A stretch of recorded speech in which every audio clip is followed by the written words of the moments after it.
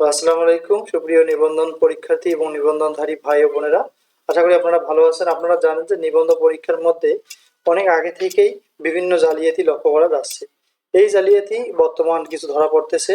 এই 3 শিক্ষকের এমপিও ভুক্তি আমরা যদি লক্ষ্য করি, আপনারা এই কন্টেন্টগুলো পড়লে জানতে পারবেন যে কি কি ধরনের জালিয়াতি এখানে রয়েছে।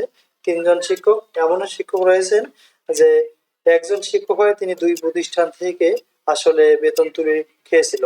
সেগুলো আসলে বর্তমান যাচাই বাছাই করা হচ্ছে।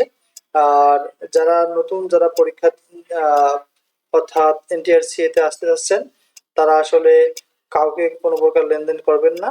এখানে বর্তমান সময়ে কোনো টাকা পয়সা লেনদেন করা লাগে না। আপনারা যোগ্যতা এবং মেধার ভিত্তিতে ইনশাল্লাহ উত্তীর্ণ হলে আপনাদের জবটি হবে। তো দেখেন, এ ধরনের জালিয়াতিতে কেউ যেন আর না পড়ে। তাই আপনারা সঠিক পদ্ধতি অবলম্বন করে শিক্ষকতা বিষয়ে আসেন, আপনাদের স্বাগতম। আর যদি আমাদের এই তথ্য, টিপস এবং ট্রিক্স গুলো আপনাদের ভালো লাগে, অবশ্যই আমাদের চ্যানেলটি সাবস্ক্রাইব করবেন।